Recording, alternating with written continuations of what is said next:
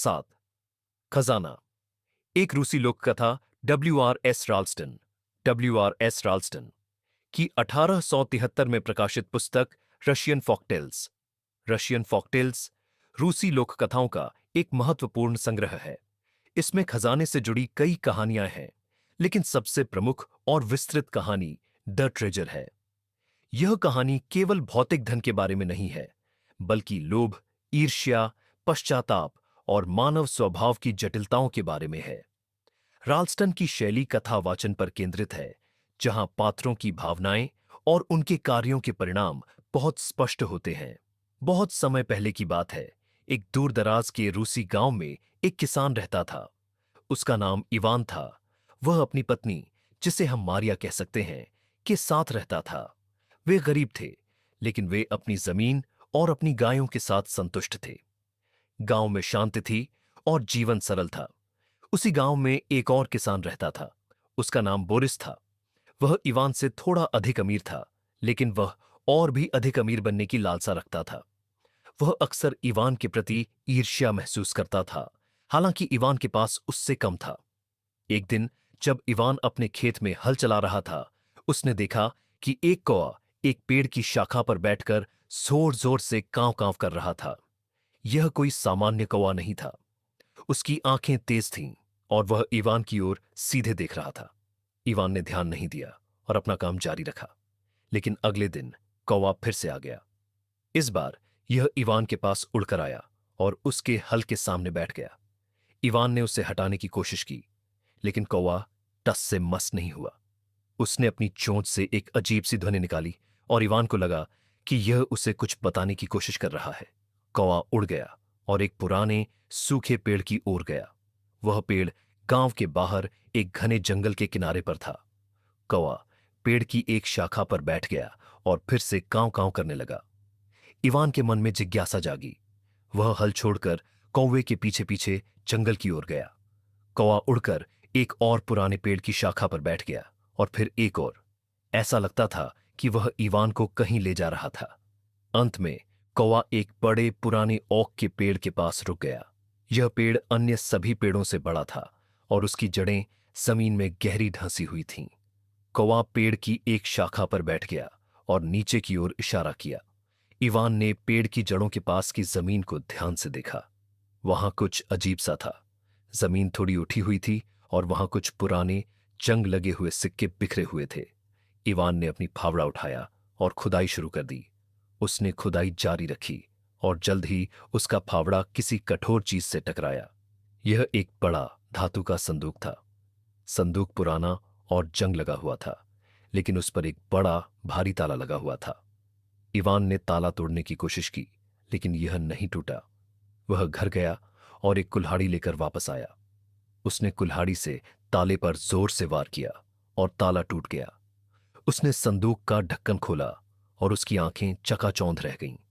संदूक सोने के सिक्कों, हीरे जवाहरात और प्राचीन आभूषणों से भरा हुआ था।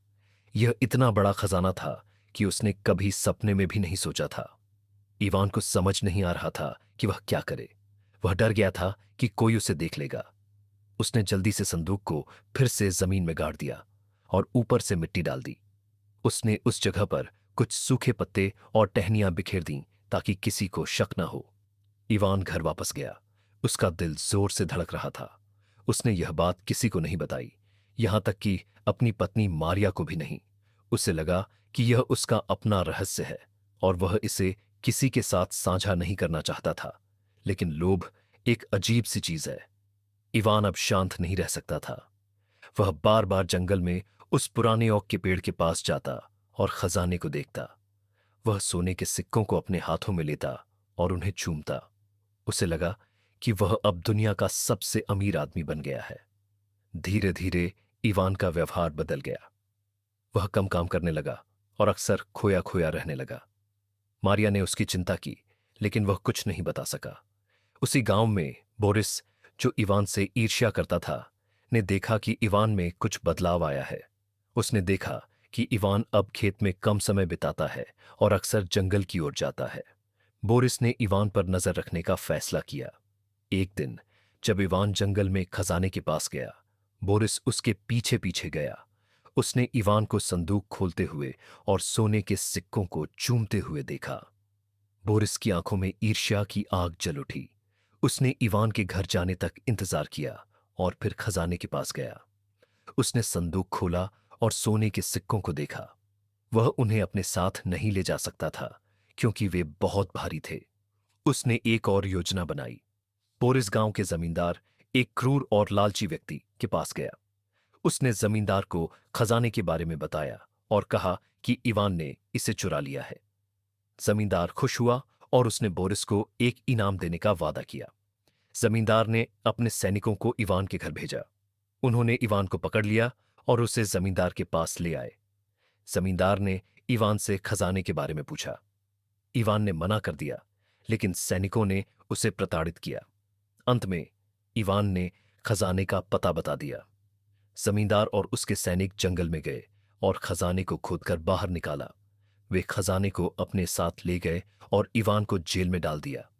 मारिया अपने पति की चिंता में पागल हो गई। वह जमींदार के पास गई और उससे इवान को रिहा करने की गुहार लगाई। जमींदार ने उसकी बात नहीं मानी और उसे वहां से भगा दिया।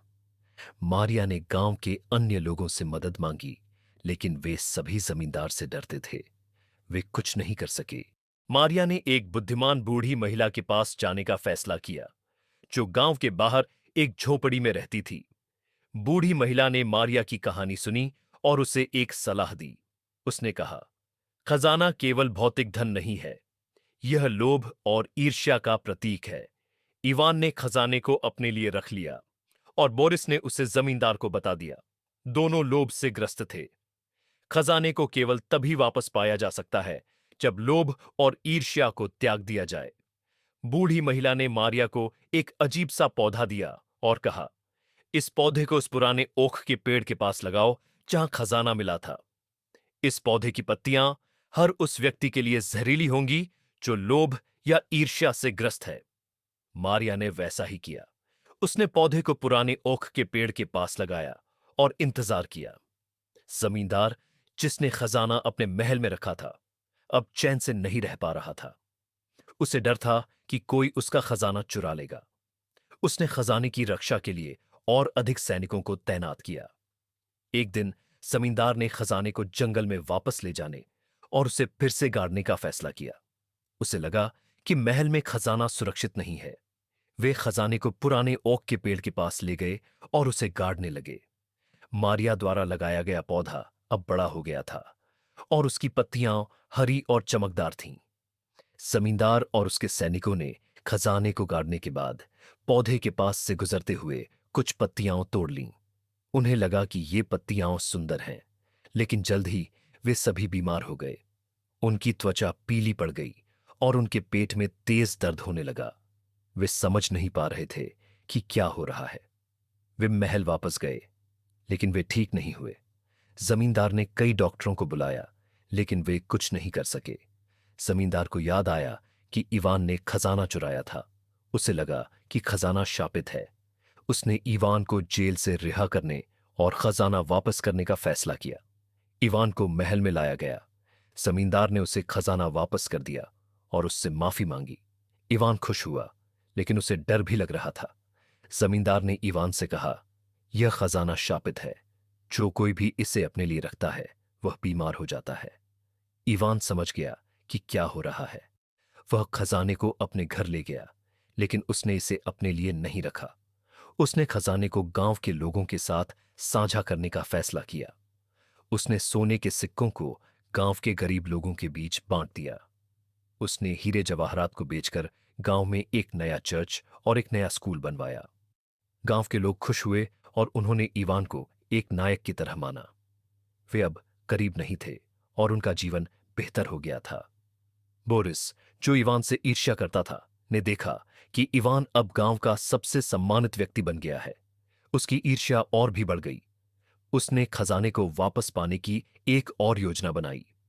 वह जमींदार के पास गया और उसे बताया कि इवान ने खजाने को गांव के लोगों के साथ साझा करके उसे बेवकूफ बनाया है। जमींदार फिर से लालची हो गया। उसने अपने सैनिकों को गांव में भेजा और खजाने को वापस लाने का आदेश दिया। लेकिन गांव के लोग अब एकजुट थे। उन्होंने जमींदार के सैनिकों का मुकाबला किया और उन्हें वहां से भगा दिया। जमींदार गुस्सा हो गया और उसने गांव पर हमला करने की धमकी दी, लेकिन गांव के लोगों ने चर्च में इकट्ठा होकर प्रार्थना की। उन्होंने भगवान से मदद मांगी। उसी रात जमींदार के महल में एक तेज आग लग गई। आग इतनी तेज थी कि उसे बुझाया नहीं जा सका। जमींदार और उसके सैनिक महल के साथ ही जलकर राख हो गए। गांव के लोग खुश हुए और उन्होंने भगवान का शुक्रिया अदा किया। वे अब जमींदार के अत्याचार से मुक्त थे। बोरिस, जो इवान से ईर्ष्या करता था, भी महल की आग में जलकर मर गया। उसकी ईर्ष्या ने उसे तबाह कर दिया। इवान और मारिया ने गांव में कई वर्षों तक न्यायपूर्वक शासन किया। उनकी बुद्धिमानी की कहानियां आज भी रूस के हर घर में सुनाई जाती हैं। इस कहानी से हमें यह सीख मिलती है कि लोभ और ईर्ष्या केवल विनाश लाते हैं। खजाना केवल भौतिक धन नहीं है, बल्कि मानव स्वभाव की जटिलताओं का प्रतीक है। इसे केवल तभी वापस पाया जा सकता है जब लोभ और ईर्ष्या को त्याग दिया जाए और खजाने को दूसरों के साथ साझा किया जाए।